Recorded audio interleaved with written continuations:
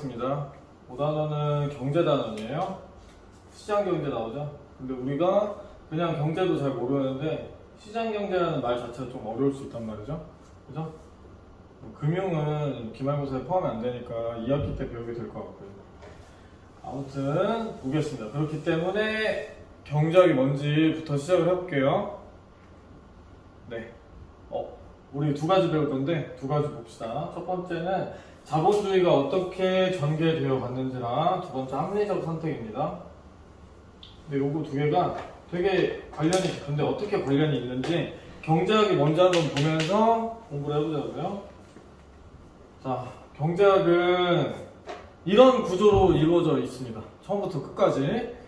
경제학이라는 학문은 이렇습니다. 경제 주체와 경제 객체의 그 경제 활동이 전부예요. 경제학이라는 게 그래요. 그 둘이 어떤 행동을 하냐에 따라서 그걸 분석하는 게 경제학입니다. 경제 주체라고 하면은 우리 집 있죠, 집들, 가정집들, 돈 쓰는 사람들, 뭐 아니면은 돈을 쓰기도 하지만 나가서 노동력을 제공해주기도 하죠. 그러고 그 대가로 돈을 받고 그 돈 또 쓰고 노동력을 제공해주는 기업, 그리고 정부, 그리고 해외라고 하면은 수입 수출하는 해외 말하는 거예요. 여기는 다루지 않을 거예요. 여기는 4-3에서 다루기는 할 건데 2학기 때 아마 다루게 될 것 같습니다. 일단은 여기까지의 활동을 보게 될 건데 여기까지의 진짜 집과 진짜 조그만한 가정에서의 활동도 볼 거지만 국가 단위에서 크게 큼지막하게도 볼 거예요. 아무튼 경제 주체라고 하면은 요 네 가지를 흔히 말을 하고 경제 개체라고 하면은 재화, 그냥 물건이에요. 우리가 흔히 생각하는 물건. 그리고 서비스라고 하면은 무형의 것들 있잖아요. 우리가 머리 자르러 가서 돈을 내고 어떤 물건을 받아오지 않잖아요. 우리의 머리가 더 짧아져서 오지? 그런 서비스들. 그리고 어떤 기업들이 사용하거나 쓰는 자원들도 경제 객체에 포함이 됩니다. 근데 경제 주체가 경제 객체를 거래합니다. 근데 여기에서 비극이 발생을 해요. 경제 주체는 욕망이 무한대예요. 무한대. 근데 경제 객체는 자원이 제한되어 있어요. 이게 리미트지. 무한하다. 그래서 문제가 생기는 거죠. 무한한 욕망에 비해서 자원이 제한되어 있기 때문에 비극이 생기는 겁니다. 그래서 우리는 무한한 욕망만큼이나 제한된 자원을 효율적으로 사용할 수 있게 하기 위해서 희소성의 법칙에 따라서 선택을 해야 되는 거예요. 그죠? 물건이 제한되어 있다는 말을 다른 말로 희소성의 법칙이라고 얘기합니다. 그래서 내가 쓰면은 누군가는 못 쓰게 되는 거예요. 그죠? 선생님, 문구점에 가면 물건 엄청나게 많아서 나도 사고 친구들도 다 살 수 있어요. 하지만 지구 반대편 또는 누군가는 그 물건을 삼으로 인해서 못 쓰게 된다는 거죠. 지구상에 자원이 제한되어 있기 때문에. 아니면 당장에 우리까지는 잘 사용할 수 있어도 우리의 후손들은 사용하지 못할 수도 있다는 거죠. 그죠? 그래서 자원이 제한되어 있기 때문에 우리가 합리적으로 선택을 해야 된다는 거죠. 네. 그래서 합리적으로 선택을 하는 방법을 두 가지로 인간들은 고안을 했어요. 인간이면은 한 언제부터야? 1600년대, 1400 인간이 사회라는 문명을 발달시키고 난 후로 합리적인 선택을 하는 방법을 두 가지로 봤어요. 첫 번째는 자본주의, 두 번째는 사회주의의 공산주의 있죠? 이거는 똑같이 나눠 먹자라는 내용이기 때문에 경제학적으로 분석을 하는 가치가 없어요. 똑같이 나누는 거잖아. 그럼 2명이면은 2분의 1로 나누는 거고 3명이면 3분의 1로 이런 거는 경제학적으로 가치가 없어요. 분석의 의미가 없죠? 그래서 다루지 않습니다. 그래서 우리가 경제학에서 다루게 될 내용은 자본주의 내용 하나만 다루게 되는 거예요. 근데 경제학의 아버지라고 하는 분이 등장을 합니다. 누구예요? 애덤 스미스죠? 이 사람은 보이지 않는 손이라는 얘기를 했어요. 이게 무슨 뜻이냐면 사려고 하는 마음이랑 팔려고 하는 마음이 만나면 적절한 가격, 이 프라이스예요. 프라이스.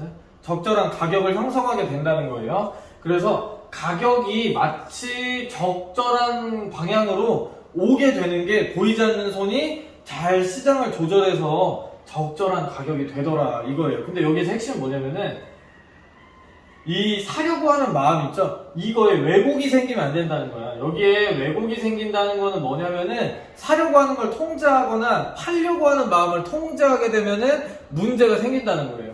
가격이 이상한 곳에서 미쳐 날뛰게 된다는 거지. 이거를 괴롭히면, 그래서 자연스럽게 놔두었을 때에만 정상 가격이 등장을 하게 된다는 거예요. 그러니까 애덤 스미스의 보이지 않는 손은 경제를 가만히 놔두라는 거예요? 아니면은 우리가 규제해서 정상 가격 만들자는 거예요? 그렇죠. 전자였죠. 자유롭게 놔둠으로써 정상적인 가격을 만들 수 있다고 본 게 애덤 스미스였습니다. 근데 경제학 말고도 사회학적으로 엄청난 의미가 있는 게 무엇이냐면, 이 논문이 나온 게 이제 국부론이라는 논문에서 보이지 않는 손이라는 얘기를 했는데, 이 논문이 1700 후반에 나왔어요. 후반에 1700년대 후반에, 기억이 안 나는데 87년인지 언제 후반에 나왔는데, 이 당시만 하더라도 계급사회가 만연해 있던 시대예요. 계급이 당연했던 시대였단 말이죠. 근데 그 당시에 사람들이 모두 다, 파는 사람 사는 사람 모두 다 경제활동이 자연스러워야지만 국가가 부자가 될 수 있다고 말을 한 거죠. 계급사회임에도 불구하고. 그러니까 진보적이고 자유를 부르짖었던 약간 현대 경제학의 아버지가 되겠죠. 그러니까 우리의 경제학은 여기서 출발을 하는 거예요.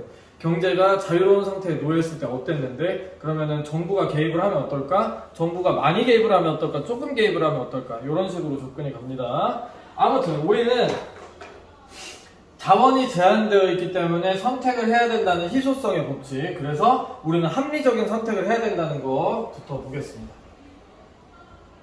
네, 근데 우리가 생각 안 한 게 있죠? 자본주의란 과연 무엇인가? 자본주의. 우리는 첫 번째로 우리 학습 목표 봤을 때 자본주의의 전개 과정 먼저 봤잖아요. 그죠? 그러니까 얘 특징이랑 성격부터 먼저 알고 나서 합리적인 선택 보겠습니다. 자, 이어서 보시죠. 자본주의가 뭘까?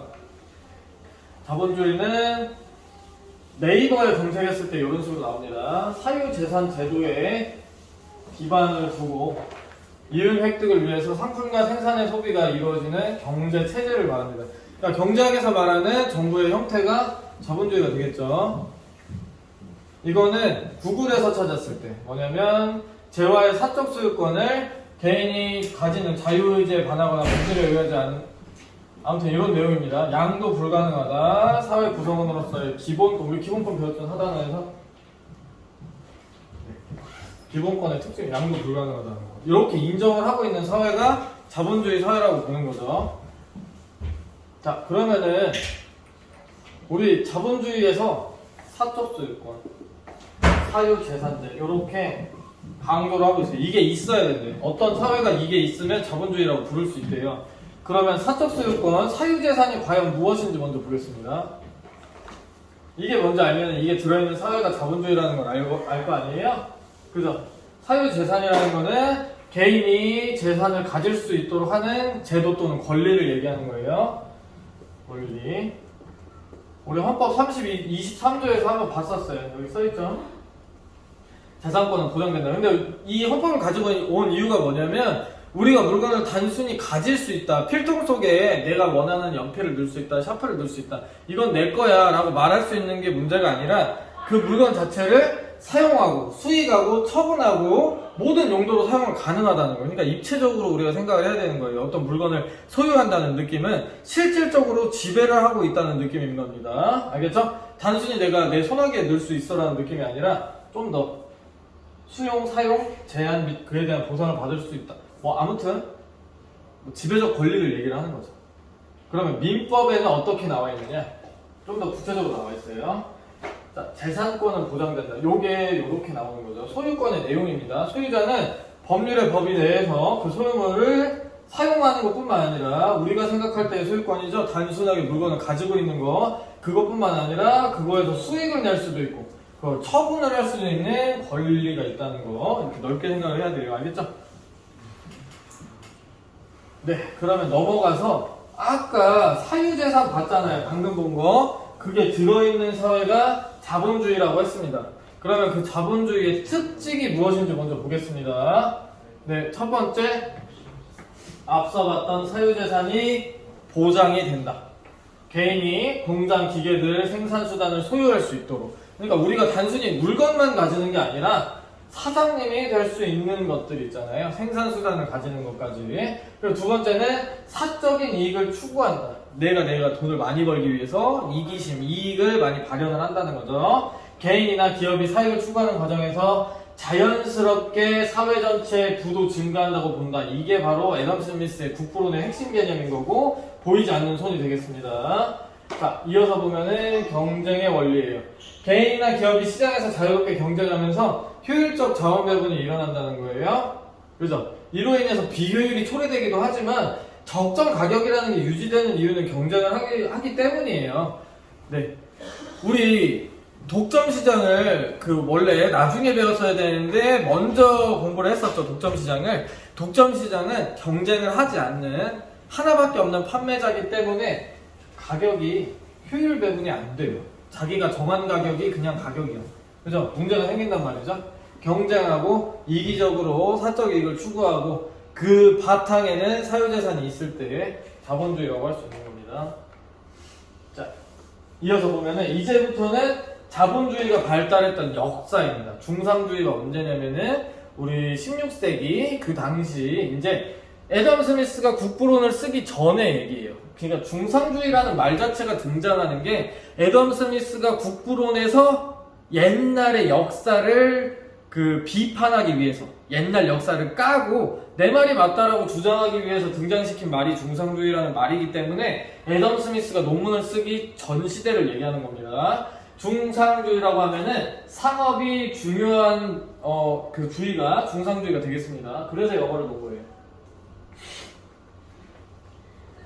머켄틸리즘 이라고 하는데 상업을 중시하는 그런 주의, 그런 사회적 사조를 중상주의라고 합니다. 근데 이 당시에 상업을 중시한 이유가 뭐냐면 금이랑 은이 많으면 부자고 짱이라고 생각을 했어요. 근데 그 금이랑 은을 모으는 방법이 뭐냐면 해외로 나가는 금이랑 은을 제한하고 벌어들이는 것만 늘리면은 우리가 금이랑 은은 많아질 것이다. 그러니까 봐봐요.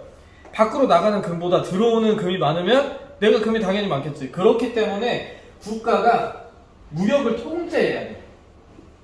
이제 애덤 스미스랑 맥이 맞닿는 게 느낌이 뭐냐면은 국가가 엄격히 통제를 해서 시장 경제가 자유롭지 못하니까 문제가 생기더라. 그런데 애덤 스미스는 자유롭게 놔두고 개인이 이기심을 충분히 발현할 수 있을 사회여야지만이 가격이 정상적으로 이루어질 수 있다고 보았던 거죠.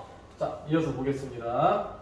네, 그래서 애덤 스미스가 주장한 자유방임주의가 나오겠습니다. 여기는 특징이 좀 있어요. 이렇게 개입을 하면 안 된다는 거예요. 그죠? 반대되죠? 이렇게 개입을 하지 않아야지 부가 증가된다는 거예요. 그죠? 개입을 하지 않는 국가이기 때문에 야경 국가를 지향하고 있어요. 그런 야경 국가는 소극적으로 방어적인 국가의 하나입니다. 그러니까 외부 테두리만 지키는 경비 같은 느낌인 거죠. 야경 국가는 밤 경찰 국가라는 뜻이에요. 밤의 경찰은 직접적으로 막 순찰을 돌아다니는 거지, 정말 직접적으로 막 다 들쑤시고 다니는 게 아니란 말이죠. 테두리를 지키는 뿐이지. 그런 느낌입니다. 그리고 여기에서 이 당시 애덤 스미스가 주장한 게 아니라 프랑스 경제학자 세이라는 사람이 말했던 법칙이 있습니다. 이거는 뭐냐면 이 당시 사회를 지배하던 법칙이에요. 이 당시 그러니까 경제학을 지배하던 법칙 뭐냐면 공급은 스스로 수요를 창출한다 라고 얘기했어요. 무슨 말이냐면은 팔려고 하는 마음만 있으면 무조건 팔린다야. 그러니까 많이 만들면 많이 팔 수 있겠네요. 그런 게 통용이 되던 시대였어요. 왜냐면은 진짜로 많이 만드는 걸 안 해봤기 때문이라고 생각이 들어요. 공장이 발현되기 전이니까 물건을 만들기만 하면은 만드는 양이 사려고 하는 양, 마음, 선호를 조절한다라는 게 세이의 법칙이었습니다. 이 당시 사회의 그 메인이 되는 경제학적 법칙이었어요. 이렇게 알고 있었다는 거죠. 이게 정답인 줄 생각하고 있었다는 거죠. 이 얘기는 이따가 이어져서 나오기 때문에 한번 보는 거고요. 애덤 스미스가 자기가 했던 말 한번 보겠습니다. 뭐냐면 읽어볼게요. 특혜를 주거나 제한을 가하는 모든 제도가 완전히 철폐되고 분명하고 단순한 자연적 자유의 체계가 스스로 확립이 된다는 거예요.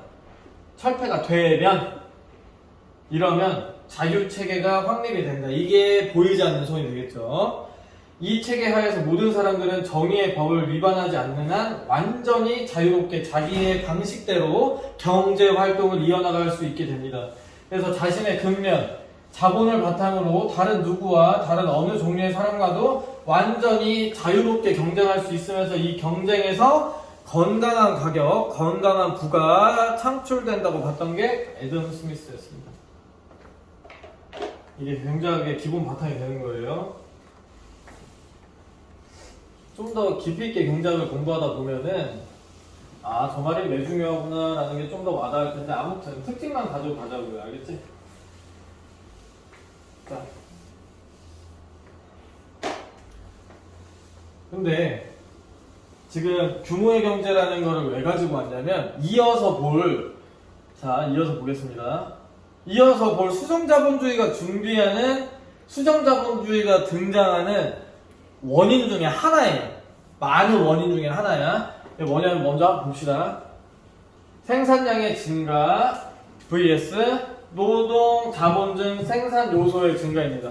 이랬을 때 규모의 경제라는 것은 노동 자본 생산 요소의 증가보다 생산량의 증가가 엄청나게 커지는 경우를 말해요. 다시 노동 자본의 생산 요소를 요만큼 증가시켰는데 생산량은 요만큼 크게 증가되는 게 규모의 경제가 되겠습니다. 그러면 자본에, 그러니까 고정적으로 들어가는 뭐 치킨집이라고 하면은 치킨 튀기는 기계를 하나 두 개밖에 설치를 안 했는데 생산하는 거는 한 달에 30개밖에 생산을 못 하다가 튀김기 하나 더 설치했더니 100개, 200개, 300개 막 이렇게 많이 생산이 된다는 거예요. 그렇게 된다는 건 뭐냐? 투자한 돈보다, 이거는 투자예요. 여기서 vs 투자한 돈보다 만들어내는 물건의 양이 훨씬 많아지다 보니까 물건의 한 단위 가격이 싸지는 거예요.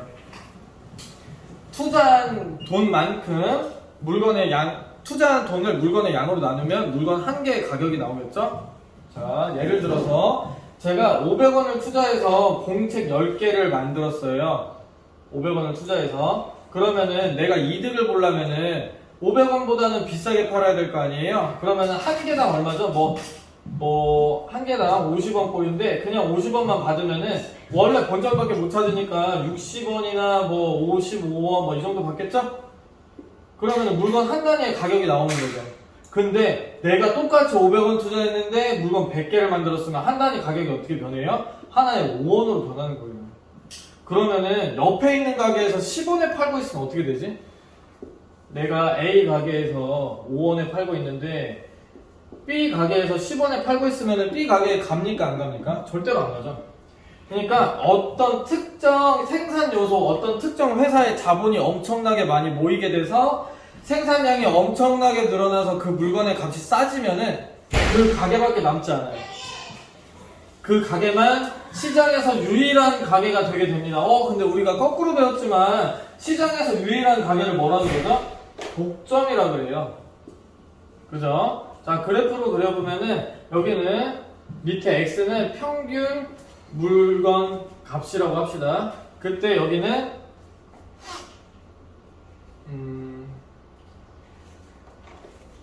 다시 Y축이 평균 물건 값이라고 합시다.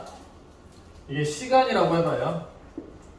그랬을 때 자본의 투자가 X축이 자본의 투자라고 했을 때 평균 물건 값은 자본의 투자만큼 비례해서 떨어지다가 확 떨어지는 거예요.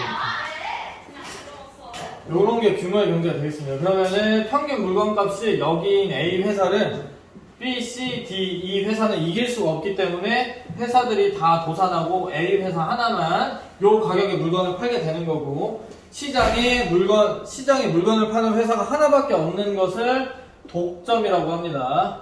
독점은 비효율을 초래하게 되는 거죠. 그죠?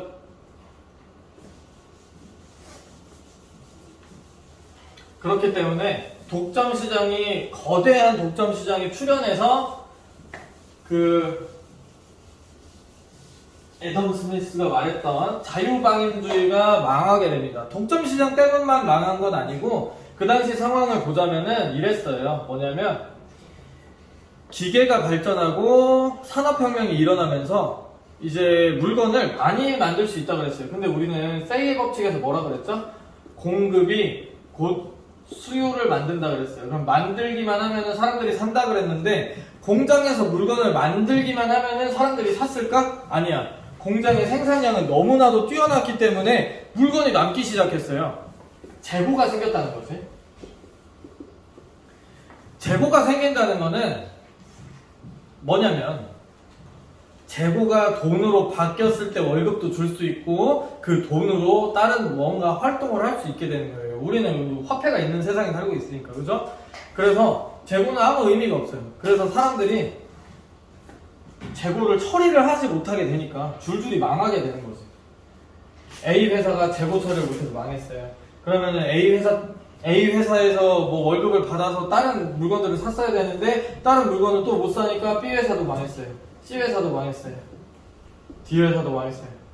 뭐냐면 A 회사에서 월급을 받은 사람들이 B 회사 가서 돈을 써줘야 되는데 B 회사도 돈을 못 벌게 되고 C 회사도 돈을 못 벌게 되고 D 회사도 돈을 못 벌게 되고 이런 식으로 줄줄줄줄줄 초상이 일어납니다.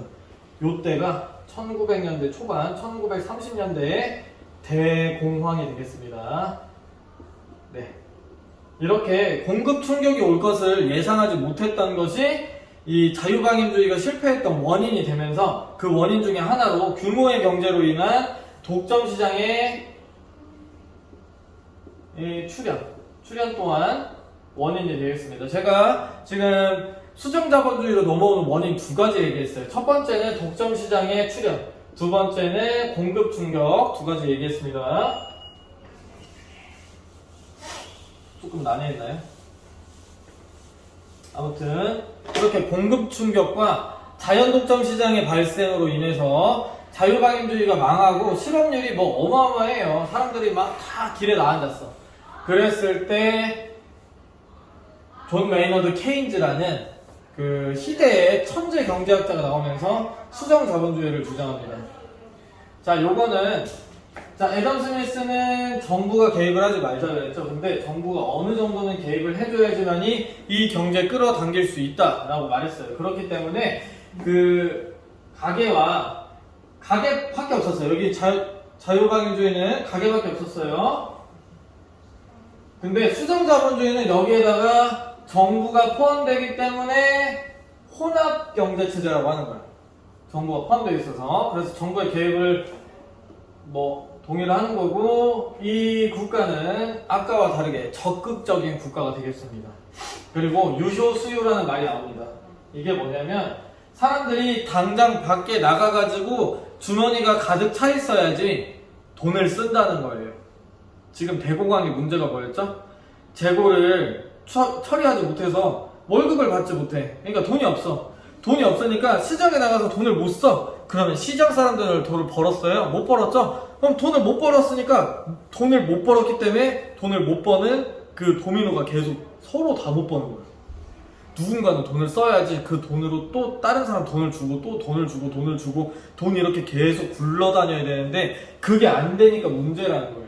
당장 주머니에 쓸 수 있는 돈, 유효한 수요가 없기 때문에 시장이 얼어붙었다고 평가를 하면서 유효수요, 당장 돈을 쓸 수 있게 해줘야 된다 그랬어요. 그래서 케인즈는 강조해서 얘기한 게 뭐냐면은 정부가 어디다가 물건을 묻어놓고 저걸 파면 월급을 줄게 라고 해서라도 사람들한테 돈을 줘야 된다고 생각을 했어요. 그래야 시장 경제를 회복할 수 있다고 봤습니다. 그렇기 때문에 요 말을 받아들였던, 케인즈의 말을 받아들인 루즈벨트 대통령이 뉴딜 정책이라는 걸 펼치는데, 뉴딜 정책은 뭐냐면은 통조림, 댐 건설, 이렇게 국가가 공장을 세우거나 아니면 댐 건설처럼 노동자가 많이 필요한 현장을 만들어버려요. 그 다음에 취업을 시켜. 지금 일자리가 없는 사람들을 일부러 취업을 시켜서 유효수요를 창출시키는 거예요. 여기서 일했으니까 월급 줄게. 땡 건설하느라 고생했으니까 월급 줄게 하면서 그 돈을 또 시장에서 쓰게끔 하는 거죠. 그죠? 저장하지 말고 저축하지 말고 밖에 나가서 써라. 그러면은 시장에 있는 슈퍼 사장님들도 아무도 팔이 날리다가 사람들이 사게 되니까 이제 물건도 사고 시장 경제가 원활하게 돌아가게 되는 거죠. 여기까지 수정자본주의의 특징이었고, 네. 이렇게만 하면은 참 좋은데 뭐냐면 문제가 생깁니다. 요 중간에 오일 쇼크라는 게 터지게 돼요. 오일 쇼크 뭐냐면은 중동에서 우리는 다 석유를 가져다가 석유를 바꿔서 플라스틱으로 만들기도 하고 실제로 석유로 전기를 발전해서 쓰기도 하고 정말 우리 일상생활에서 석유가 들어가지 않는 곳은 없다고 말해도 될 정도로 무궁무진하게 많아요. 석유값이 오르면 꽃값이 오를 정도로. 꽃, 여러분 꽃값이 석유값이랑 뭔 상관일까? 비유를 하자면은 꽃을 키우려면은 난방이 필요하죠. 난방 뭘로 하죠? 온실. 석유로 하겠죠. 석유를 비닐하우스 만들 때 비닐을 뭘로 만들어? 석유를 만들어요. 석유를 정제해서. 그러면은 그렇게 꽃을 키웠어. 그러면 그 꽃을 운반할 때 자동차로 운반할 거 아니에요. 그럼 자동차 연료 뭐로 써요? 휘발유, 석유로 쓴단 말이에요. 그죠? 기름이 안 들어가는 곳은 없어요. 기름값이 오르면 꽃값도 오를 정도로 이 모든 물건값이 올라버린단 말이죠. 물가가 상승해버린단 말이죠.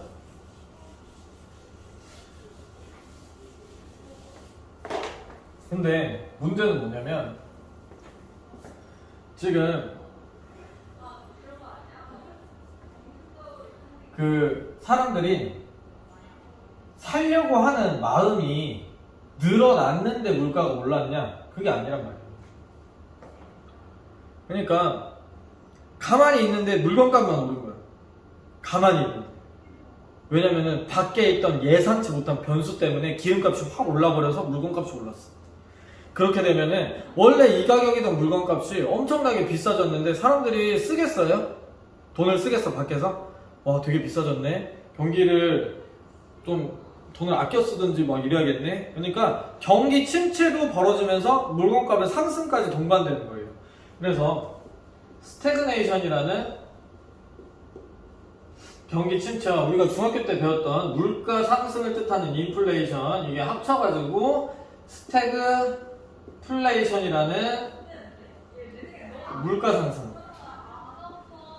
경기 침체 동시에 발생하게 됩니다. 뭐 이렇게 국가가 기름값을 관여해가지고 뭐 싸게 한다 이게 말이 안 되잖아요. 빚만 늘어나지, 그죠? 그래서 밖에 있는 문제 때문에 발생을 했기 때문에 이게 뭐 어떻게 조절이 안 되는 거야. 그래서 사람들이 생각했어요. 아 이제 진정한 가격이 정상 가격으로 오려면 애덤 스미스가 말했던 그 자유시장 경제 체제의 장점은 가지고 오고 케인즈가 말했던 혼합 경제 체제 그 정부의 개입은 일부 유지를 하면서 자유시장 경제 체제를 더 따라가자 해가지고 신자유주의가 되는 겁니다. 자 이어서 보겠습니다. 자유방임적 자유주의를 결함했다. 이게 뭐냐면 아까 말했던 스태그플레이션의 해결책으로 나온 거예요. 그죠? 의견은 분분해요. 스태그플레이션의 해결책으로 신자유주의가 나왔는데 빈부격차가 가속화해서 안 좋다. 하지만 경제를 결국 성공시키는데 이바지했다. 이런 여러 가지 평가가 갈리고 있습니다. 볼게요. 자유방임적 자유주의의 결함. 그러니까 애덤 스미스가 최초에 시도했던 그 국가관에서는 문제점이 있다는 것을 인정을 한다는 거예요. 그래서 정부가 일부 개입하는 거는 인정을 하는데 기본적으로는 자유주의를 끌고 가야 된다. 전통적인 자유주의를 가지고 가야 된다라고 보는 게 신자유주의가 되겠습니다. 그래서 여기에서 정부가 규제했던 것들을 완화한다.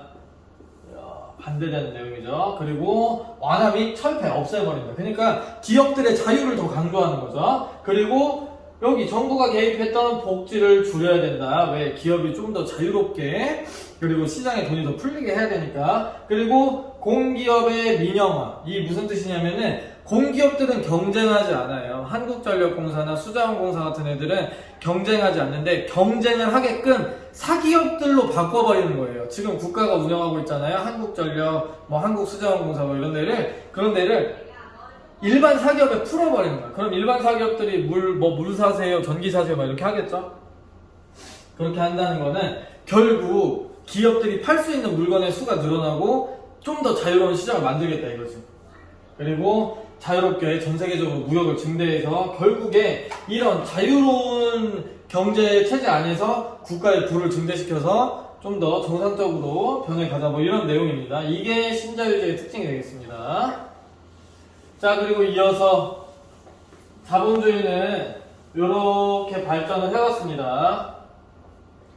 네, 그러니까 이어서 보면은 첫 번째부터 정리를 하자면은 중상주의를 비판하면서 시장에 개입을 하지 말라고 했던 자유방임주의가 소개가 되었고, 이 자유방임주의는 공급 충격, 물건이 나만 돌아가는 거랑, 그리고 규모의 경제에 의해서 자연독점 회사들이 발생하면서 시장 비효율이 초래되면서 사회가 망해요. 대공황이 벌어지죠. 네, 대공황이 쫙 벌어지면서 수정자본주의가 나오는 거고, 존 메이너드 케인즈가 유효수요를 지적하면서 이제 정부의 개입을 얘기를 합니다. 그랬더니 중간에 예상치 못한 변수, 오일 쇼크나 이런 사회적인 변동에 의해서 이 시장이라는 게 정부가 너무 개입하는 것 말고 자유롭게 놔둬야지만이 결국에는 정상적인 체제로 가더라 해서 등장한 게 신자유주의가 되겠습니다. 그래서 이렇게 네 가지 특징을 보고 있었고, 이렇게 정리됐나요? 이어서 보겠습니다. 자, 그러면은 자본주의가 무엇인지 역사적으로 어떻게 발전했는지 봤으니까, 그러면 우리가 희소성의 원리의 그 비극 안에서 어떻게 하면 합리적으로 선택할 수 있는지 한번 봐야 된다고요. 합리적으로 선택을 한다는 것은 편익이 일정하다. 편익이 뭐냐면은 효용을 숫자로 바꾼 게 편익이에요. 편익이랑 효용이 거의 같은 말이에요. 똑같은 말인데 그냥 표시를 어떻게 했냐, 맥락에 따라서 사용하는 게 다른 건데 편익이랑 효용은 기본적으로 같은 말입니다. 어쨌든 사람의 만족감이라는 거예요. 그러면 바꿔서 얘기하자면은 만족감이 일정하면은 싼 게 좋지. 똑같이 만족할 거면 싼 게 좋지, 그지? 그리고 비용이 어쩔 수 없이 10,000원 내야 되면은 10,000원에 치킨 양이 많은 게 좋잖아. 아니면 훨씬 맛있든지. 편익이라는 건 만족감이니까, 그죠? 네. 그래서 이거를 요약을 하면 딱 이 말이 되지. 최소한의 비용으로 최대한의 만족감을 얻는 선택이 뭐다? 합리적인 선택이 되겠습니다. 그죠? 우리는 자원이 제한되어 있기 때문에 최소한으로 투자해서 최대한으로 뽑아 먹어야 됩니다. 그게 합리적인 선택이 되는 거예요. 자, 근데 합리적으로 선택을 하려면은 기회비용이라는 거를 고려를 해야 됩니다.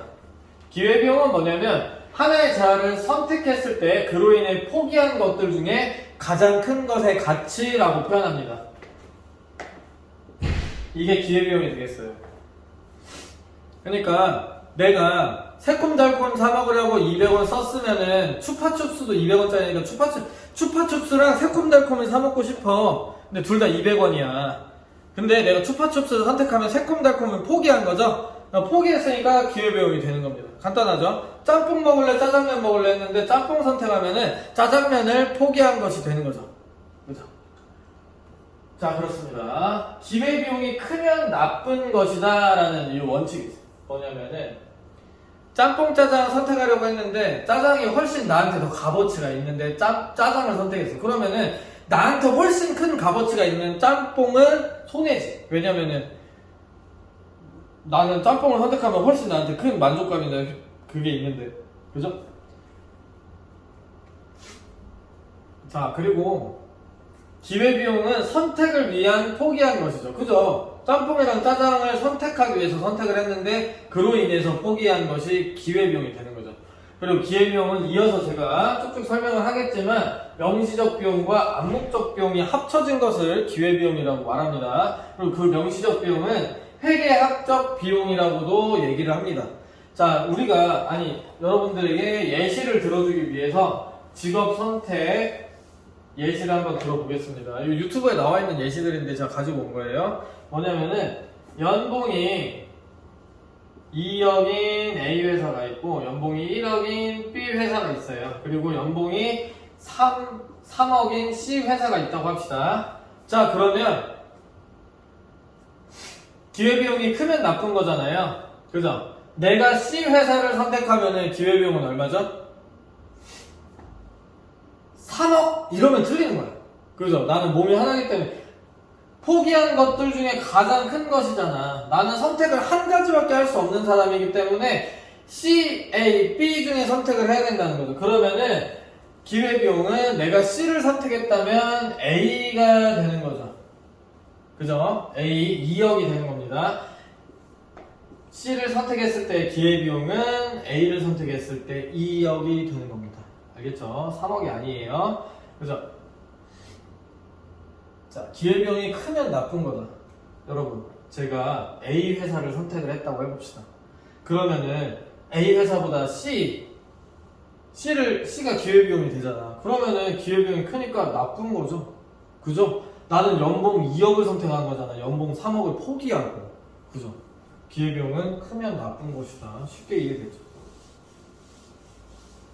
자, 그리고 고시공부를 한다. 고시공부 예시 말고 제가 뭐 삼겹살로 예를 들어볼게요. 자, 삼겹살을 먹을 때 사과를 먹을 때 만족감이라고 해봅시다. 사과를 하나 먹을 때 만족감이 100원이라고 해봅시다. 근데 만족감이라는 게 이 숫자로 나타낼 수가 없잖아. 그래서 숫자로 나타낸 게 편익이라는 거예요. 그래서 그냥 우리가 쉽게 이해하기 위해서 등수를 나누기 위해서 난 사과보다 바나나가 맛있어. 그래서 바나나의 만족감은 100이고 사과의 만족감은 50이야. 뭐 이런 식으로 하면은 뭐 등수를 가릴 수 있잖아. 이렇게 인간의 편의를 위해서 만족감을 수치화시킨 걸 편익이라고 하는 거예요. 자, 아까 바나나의 만족감 100이라고 했으니까 바나나 만족감 100원이라고 해봅시다. 그리고 나는 뭐 지금 아르바이트를 하기 위해서 아니다. 바나나의 만족감은 100원이고 만족감 바나나는 1000원입니다. 바나나 값. 그리고 나는 바나나를 사 먹으려면 이게 참 예시가 애매하네요. 바나나 말고 영화를 본다고 해봅시다. 영화 표값이 8,000원이에요. 만원으로 할까요? 영화 표값이 12,000원이라고 해봅시다. 현실적으로 영화 표값이 12,000원이에요. 꼭 보고 싶은 영화가 개봉을 했어. 근데 이 영화 보는 시간에 아르바이트를 갔어야 돼. 아르바이트를 갔으면 3만원을 받을 수 있는데 아르바이트를 빠지고 영화를 보러 갔어. 너무 보고 싶었던 영화이기 때문에. 내가 그래서 쓴 돈은 얼마죠? 실제로 영화 보러 가서는 12,000원을 사용했어요. 그죠? 이게 회계학적 비용이 명시적 비용이에요. 실제로 들어간 돈이 명시적 비용이 되겠습니다. 그리고 내가 알바를 갔으면 벌 수 있었던 돈 3만원 있죠. 요게 바로 암묵적 비용이 되는 거예요. 포기한 암묵적 비용이 3만원이 되는 겁니다. 네. 그래서 이걸 합치면은 얼마예요? 내가 포기한 기회비용은 얼마죠? 42,000원이 되겠습니다. 그래서 내가 영화를 봤을 때의 만족감이 42,000원보다 작으면 만족감이 42,000원보다 작게 돼버리면은 잘못된 선택을 하는 거죠. 그지? 42,000원보다 큰 만족감의 선택을 해야지만이 내가 이득을 보게 되는 거죠. 그래서 기회비용을 계산을 하는 겁니다. 어떤 선택에 있어서 하는 게 이득일까 하지 않는 게 이득일까를 고려하기 위해서 보는 겁니다. 그리고 마지막에 나와 있는 경제학적 비용은 명시적 비용과 암묵적 비용을 더한 걸 경제학적 비용이라고 얘기를 합니다. 자, 그리고 교과서 하단에 보면 매몰 비용이라는 말이 나오는데요. 매몰 비용은 이미 써서 돌이킬 수 없는 비용을 얘기를 합니다. 자, 시점의 차이가 있는데요. 무슨 뜻이냐면, 자, 영화를 보기 전에 영화표는 얼마였죠? 12,000원이야. 알바 3만원 갈까? 12,000원 내고 영화 볼까? 그럼 알바비도 고려했을 때 42,000원 손해네. 아 영화 보자, 영화 너무 재밌을 것 같아. 영화를 보러 딱 갔어요. 영화 폰 끊었어. 영화를 한 30분 봤더니 재미가 없네. 그래서 나와서 아 영화 재미없으니까 돌려주세요 하면 돈 돌려주나요? 안 돌려준단 말이죠. 이미 써서 되돌릴 수 없는 돈이 매몰 비용이 되겠습니다. 실제 지불한 값. 선생님 지불한 값이니까 명시적 비용이랑 똑같은 건가요? 아니요. 시점이 달라요. 명시적 비용, 암묵적 비용 계산을 해서 기회비용을 계산을 할 때에는 선택을 하기 전이야. 선택 전에 기회비용을 계산을 해서 선택을 한단 말이야. 그죠? 선택을 하고 나면은 선택해서 발생해서 되돌릴 수 없는 돈이 생겨요. 그게 바로 매몰 비용이에요. 그죠? 같게 보면 안 되겠죠. 선택을 해서 생기는 게 매몰 비용이니까. 그죠? 근데 이 매몰 비용은 뭐냐면 고려를 하면 안 되는 돈이에요.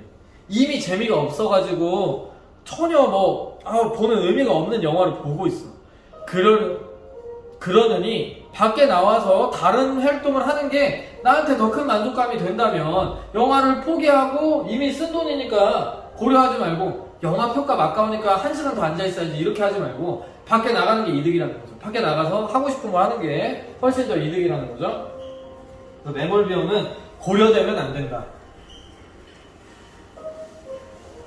자, 정리를 하면은 기회비용이 작은 것을 선택하고 매몰 비용을 고려하지 않을 때 우리는 합리적인 선택을 할 수 있다는 거예요.